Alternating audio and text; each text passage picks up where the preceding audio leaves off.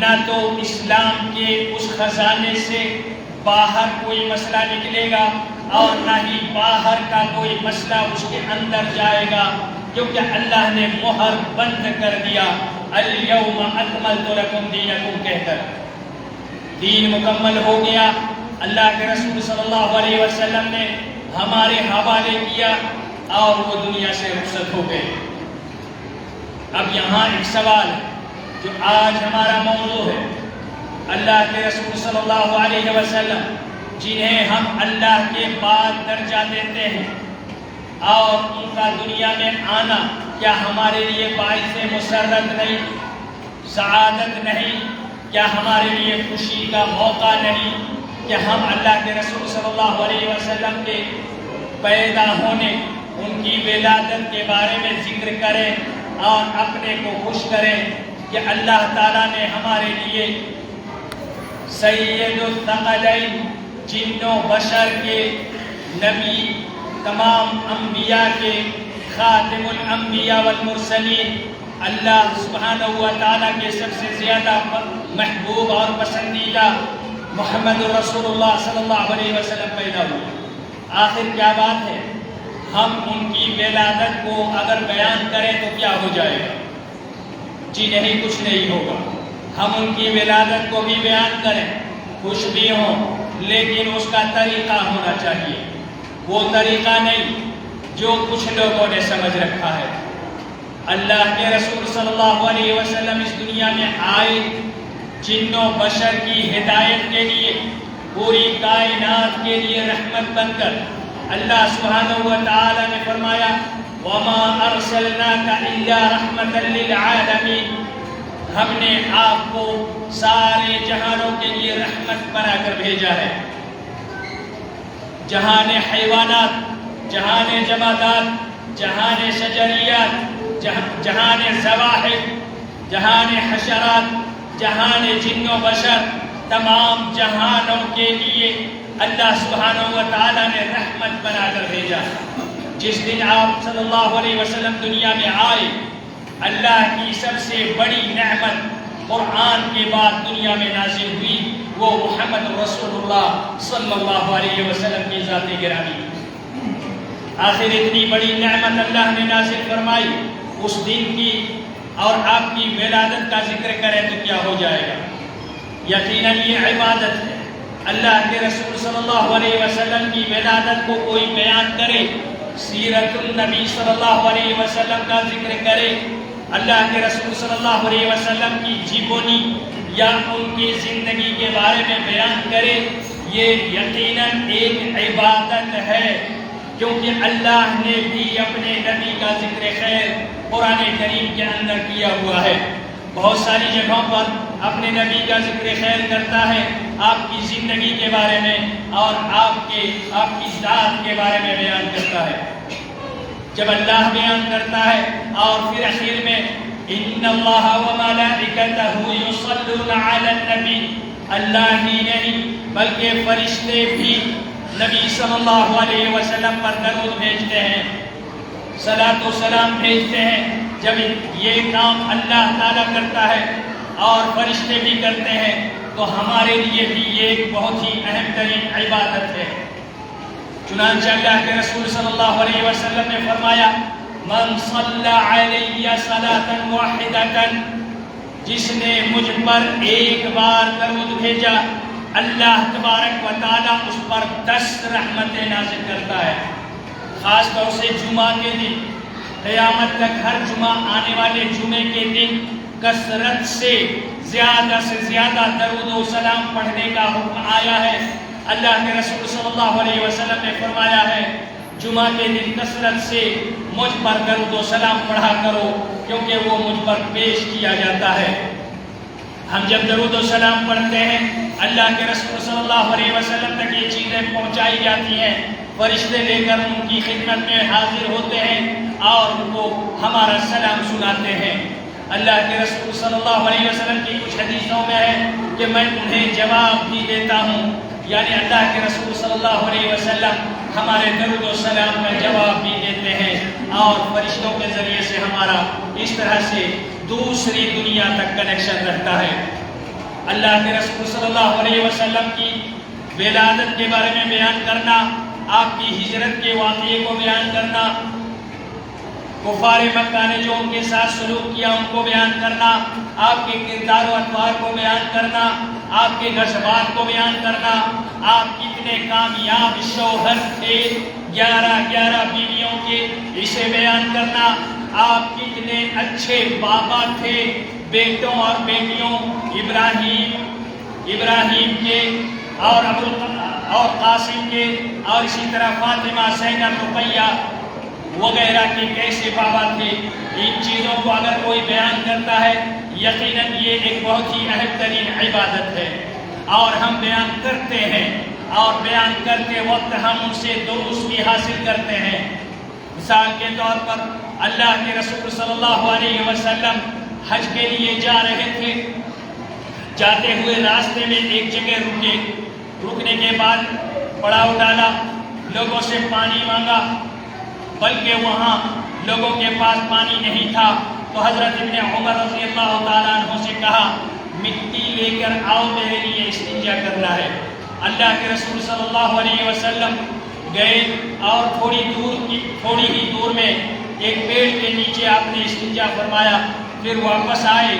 اس کے بعد جب کبھی وہاں سے گزرتے حضرت عبداللہ ابن عمر رضی اللہ تعالیٰ عنہ تو وہاں رکتے اور وہاں جا کر استنجا کرتے کہ اللہ کے رسول صلی اللہ علیہ وسلم کو میں نے ایسا دیکھا ہے۔ یہ تھی ان کی محبت، یہ تھی ان کی اتباع جو اللہ کے رسول صلی اللہ علیہ وسلم کے لیے کرتے تھے۔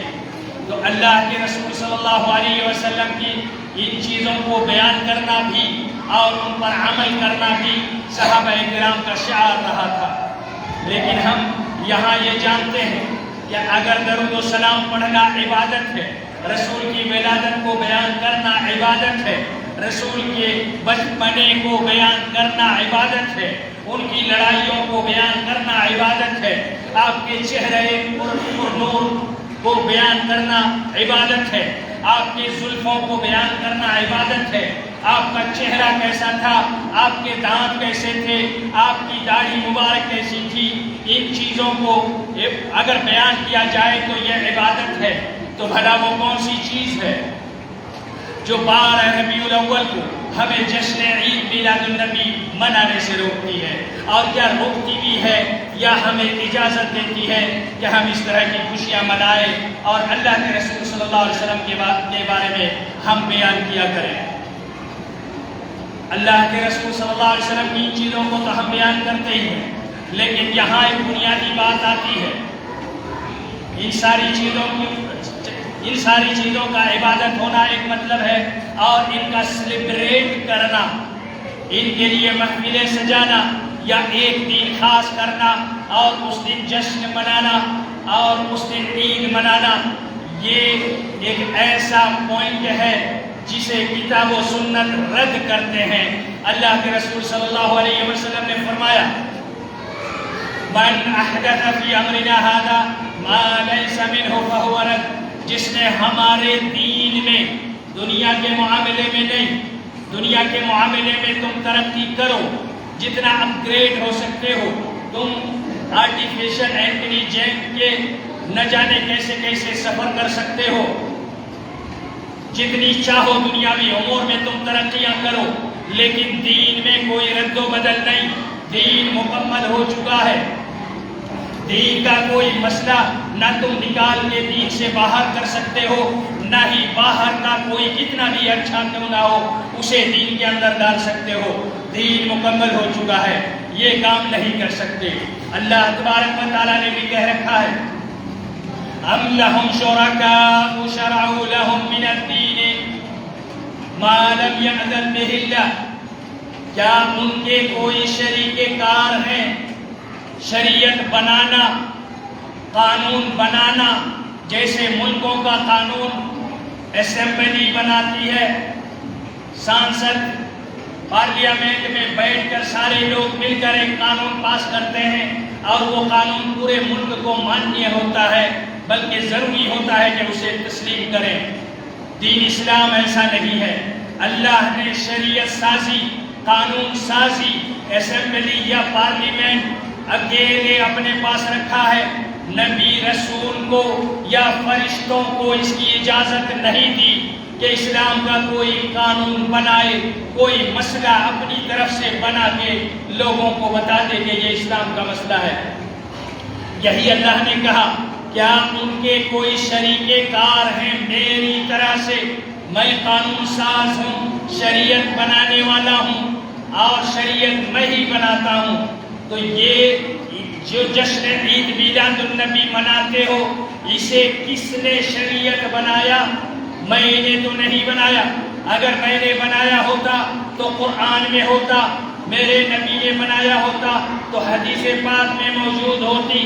اگر ان دونوں میں نہیں ہے تو کم از کم صحابہ کرام نے ہی کسی طریقے سے اس کو کیا ہوتا. لیکن آخر کیوں نہیں کیا؟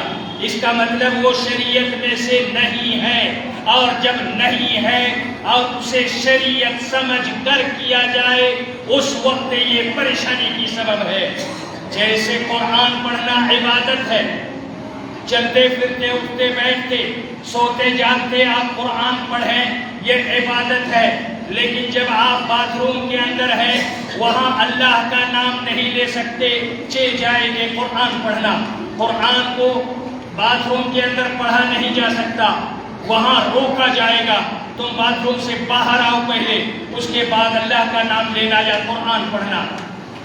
اسی طرح اذان دینا یہ ایک بہترین عبادت ہے، اور 5 وقتہ نمازوں میں عبادت کے طور پر اذان دی جاتی ہے. اگر کوئی یہی کام کسی قبرستان میں یا قبر کے سامنے کھڑے ہو کر اذان دے تو یقیناً اسے روکا جائے گا، کیونکہ وہ جگہ اذان دینے کی نہیں ہے. ایسے ہی اللہ کے رسول صلی اللہ علیہ وسلم کی ولادت کو بیان کرنا، ان کی زندگی کو بیان کرنا، ان کی سیرت پاک کو بیان کرنا، ان کے غزوات اور ان کے پوری زندگی اور ہسٹری کو ذکر کرنا، یہ عبادت ہے.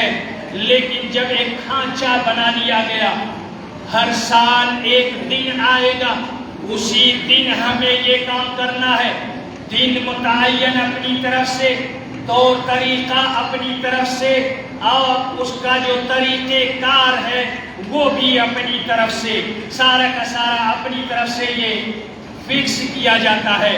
اور فکس کیے ہوئے اپنے کام کو شریعت نے نکار دیا ہے. ایک صحابی نے روزہ رکھا ہوا تھا، اللہ کے رسول صلی اللہ علیہ وسلم کے یہاں تشریف لائے. آپ صلی اللہ علیہ وسلم نے ان کو کھجور پیش کی، انہوں نے نہیں کھایا، کہا میں روزے سے ہوں. آپ صلی اللہ علیہ وسلم نے پوچھا یہ کیسا روزہ ہے؟ انہوں نے کہا آج جمعہ کا دن ہے، اس لیے مبارک دن سمجھ کر آج میں نے روزہ رکھا ہے. اللہ کے رسول صلی اللہ علیہ وسلم نے بہت ناراض ہوئے اور سختی سے روکا. انہوں نے کہا جمعہ کے دن کیا میں نے تمہیں اللہ کا پیغام سنایا ہے کہ جمعہ کے دن روزہ رکھو؟ میں نے جمعہ کے دن جمعہ پڑھنے کا حکم دیا ہے، غسل کرنے کا حکم دیا ہے، اچھے کپڑے پہننے کا حکم دیا ہے، جلدی مسجد پہنچنے کا حکم دیا ہے، غور سے خطبہ سننے کا حکم دیا ہے، اور یہ سارے احکام شریعت کے ہیں. لیکن کیا میں نے حکم دیا ہے کہ جمعہ کا دن مبارک ہے اس لیے اس دن روزہ رکھو؟ انہوں نے کہا نہیں، آپ نے تو حکم نہیں دیا. تو آپ صلی اللہ علیہ وسلم نے کہا شریعت اپنی طرف سے نہ بناؤ، جمعہ کے دن تم روزہ نہیں رکھ سکتے. جمعہ کے دن کو خاص کر کے روزہ رکھے کوئی صحابی تو اللہ کے رسول صلی اللہ علیہ وسلم منع کر دیں، اور یہ ممانعت قیامت تک کے لیے ہو گئی کہ جمعہ کے دن کو تخصیص کر کے اس دن روزہ نہ رکھو. تو بھلا اللہ کے رسول صلی اللہ علیہ وسلم کی جیبونی یا ان کی سیرت طیبہ کو ایک دن مقرر کر کے خاص کر کے ہم اس دن کو مبارک سمجھ کر اپنی طرف سے کیسے جشن منا سکتے ہیں، کیسے سیلیبریٹ کر سکتے ہیں، کیسے عید منا سکتے ہیں؟ یہ شریعت سازی ہوگی. اور اللہ کے رسول صلی اللہ علیہ وسلم نے فرمایا کہ من احدث فی امرنا ھذا ما لیس منہ فہو رد. جس نے ہمارے دین میں کوئی نیا مسئلہ پیدا کیا، نئی بات ایجاد کی، تو وہ مردود ہے، قابل رد ہے، اسے قبول نہیں کیا جائے گا۔ لہذا یہ جو اب دیکھتے ہیں یہ سارے بلاوی لوگوں کی غلط فہمی ہے۔ ہم یہ نہیں کہتے کہ انہیں دین سے دشمنی ہے، اللہ کے رسول سے بغض ہے یا اللہ کے رسول کی سنتوں سے بغض ہے، نہیں، بالکل بھی نہیں۔ جو یہ کام کرتے ہیں یقیناً ان کے دلوں میں اللہ کے رسول صلی اللہ علیہ وسلم کی محبت ہے اور رسول کی محبت میں ہی ایسا کرتے ہیں، لیکن محبت کے بھی آداب ہیں، طور طریقے ہیں۔ کسی بھی طریقے سے رسول صلی اللہ علیہ وسلم کی محبت کا اظہار کیا جائے یہ صحیح نہیں ہے۔ صحابہ کرام نے جس طریقے سے اپنی محبت کا اظہار کیا ہے اس طرح سے اظہار کیا جائے۔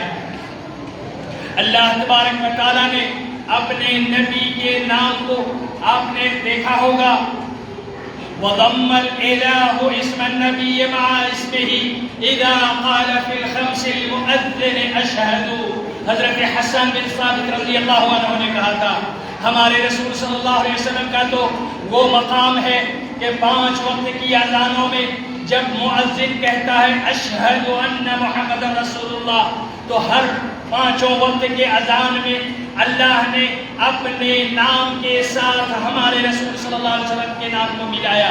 پھر ہمارے اس طرح کی شریعت سازی یا اس طرح کی محفلیں منعقد کرنے یا عید اور جشن منانے کا محتاج نہیں ہے۔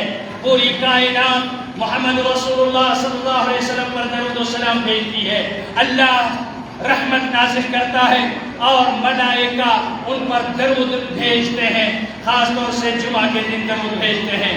تو پوری کائنات جب درود بھیجتی ہے تو ہمارے رسول محتاج نہیں ہے کہ ہم اس طرح کے سیلیبریٹ کوئی فنکشن بنا لیں، کوئی عید بنا لیں۔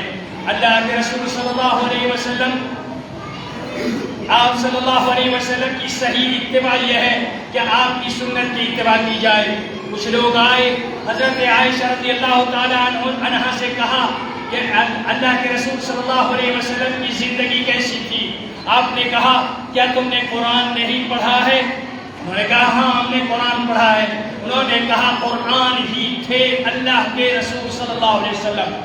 کوئی بھی ویڈیو بنانے سے پہلے اسکرپٹ لکھی جاتی ہے کتاب میں، پھر وہ رٹایا جاتا ہے اداکاروں کو۔ کوئی بھی مووی یا کوئی ویڈیو بنانے سے پہلے اسکرپٹ کتاب لکھی جاتی ہے ڈائیلاگ کی شکل میں، اور وہ رٹایا جاتا ہے اداکاروں کو، اور پھر وہ رٹے ہوئے اپنے ڈائیلاگ کو وہ بولتے ہیں، پھر اسے ریکارڈ کیا جاتا ہے۔ اللہ تبارک و تعالیٰ نے اس کائنات کے لیے 2 قرآن بھیجے۔ نمبر 1 وہی اسکرپٹ جو اللہ کے یہاں محفوظ تھا، قرآن ٹیکسٹ کی شکل میں، میسج کی شکل میں اللہ کے سامنے قرآن مجید فی لوح محفوظ، لوح محفوظ میں قرآن کی شکل میں لکھا ہوا موجود تھا۔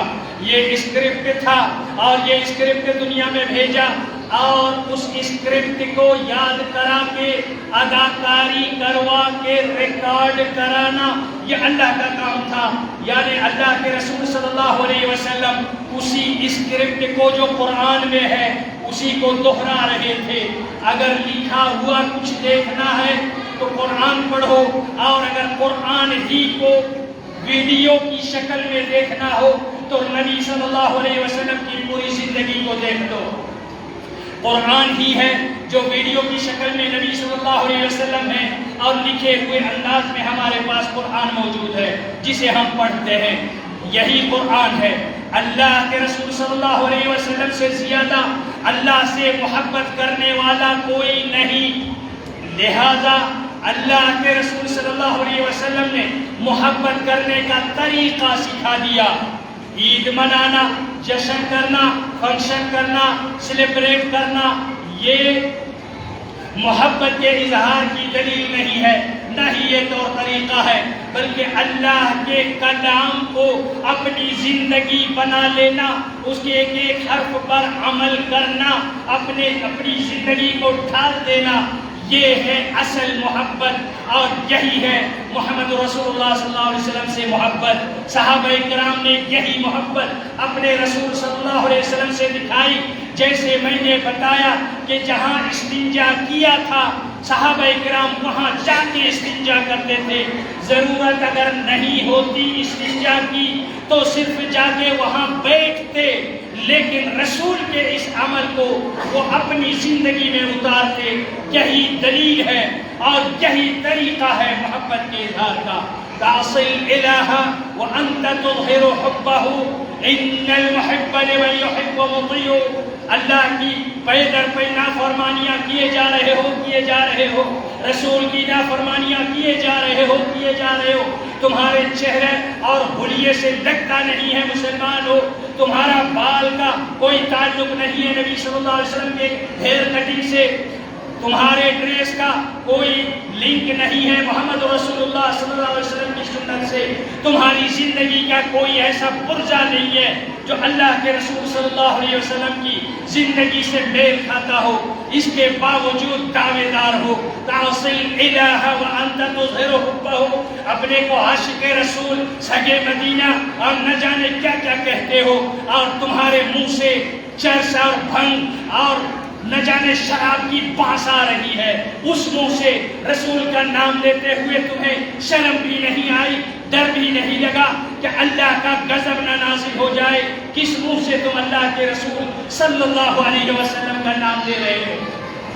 اور اس کے بعد بھی تم یہ سوچتے ہو کہ ہم نے عید منا کر اپنا حق ادا کر دیا، سال میں ایک بار ہم عید منا لیں، سیلیبریٹ کر لیں، ہم پکے عاشق رسول ہو گئے۔ نہیں میرے بھائیوں، یہ غلط ہے، یہ طریقہ ہرگز نہیں ہے۔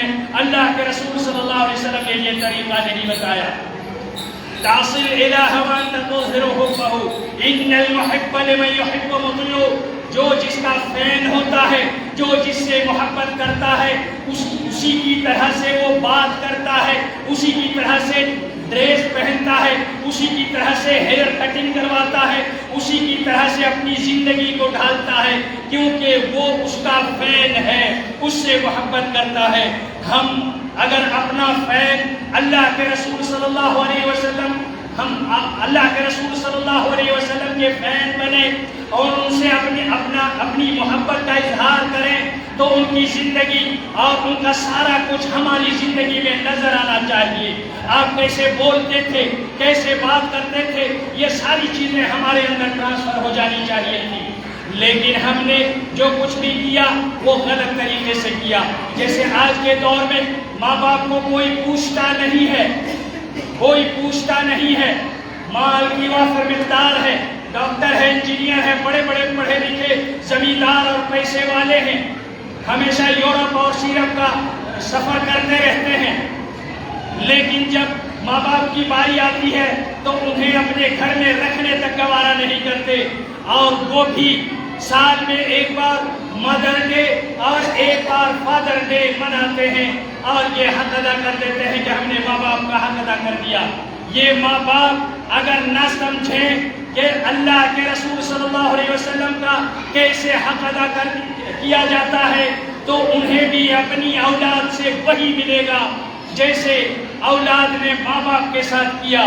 زندگی بھر نہیں پوچھا، لیکن سال میں مدر ڈے فادر ڈے مناتے ہیں، ویسے ہی ایک برتھ ڈے میلاد ڈے سال میں نبی صلی اللہ علیہ وسلم کے نام پر منا کر وہ خوش ہو لیتے ہیں کہ ہم نے بہت اچھا کام کر دیا۔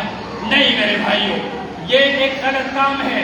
اللہ تبارک و تعالیٰ نے کہا یہ شریعت سازی نہیں کر سکتے، ہم تو تمہارا فیصلہ دنیا میں کر ڈالتے۔ ولولا کلمۃ الفصل لقضی بینہم، اگر یہ پکی بات ہم نے پہلے نہ کہہ دی ہوتی کہ دنیا میں ہم تمہیں چھیڑیں گے نہیں، لیکن قیامت کے دن تو تم آؤ گے ہمارے پاس۔ وَإِنَّ الظَّالِمِينَ لَهُمْ عَذَابٌ أَلِيمٌ، وہاں ہم تمہیں چھوڑیں گے نہیں۔ ظالموں، تمہارے لیے دردناک عذاب ہے، تم نے یہ ظلم کیا، جو شریعت ہم نے نہیں بنائی اسے تم نے شریعت بنا لیا اور تمہیں اس کا دردناک عذاب سہنا پڑے گا۔ لہذا میرے بھائیوں، صحیح سنت کیا ہے؟ اللہ کے رسول صلی اللہ علیہ وسلم کی صحیح محبت کا اظہار کیا ہے؟ اللہ تبارک و تعالیٰ نے کہا قُلْ إِن كُنتُمْ تُحِبُّونَ اللَّهَ فَاتَّبِعُونِي يُحْبِبْكُمُ اللَّهُ۔ اے نبی صلی اللہ علیہ وسلم کہہ دیجئے، اگر چاہتے ہو اللہ بھی تم سے محبت کرے اور میں بھی تم سے محبت کروں، جس سے اللہ محبت کرے نبی بھلا کیوں نہ محبت کرے؟ اگر چاہتے ہو اللہ تم سے محبت کرے فَاتَّبِعُونِي يُحْبِبْكُمُ اللَّهُ، تو میری اتباع کرو، اتباع کرو، جشن نہیں، سیلیبریٹنگ کوئی اس طرح سے فنکشن نہیں، بلکہ میری اتباع کرو، سنت کی پیروی کرو۔ اگر ایسا کرو گے اللہ تعالیٰ تمہارے ساتھ بھلا کرے گا اور تمہارے ساتھ محبت کرے گا، یہی صحیح طریقہ ہے۔ اللہ تبارک و تعالیٰ ہمیں ان باتوں کو سمجھنے کی توفیق عطا فرمائے اور ہمیں سنت کے اتباع کرنے کی توفیق عطا فرمائے۔ سنت کے خلاف جو ہمارا عمل ہے ان سے ہمیں بچائے، ہماری نسلوں کو بچائے، مسلمانوں کو صحیح سمجھ عطا فرمائے۔ جو لوگ محبت رسول میں اندھے ہو کر نہ جانے کیا کیا کرتے ہیں، اللہ تعالیٰ ان کی بھی اصلاح فرمائے۔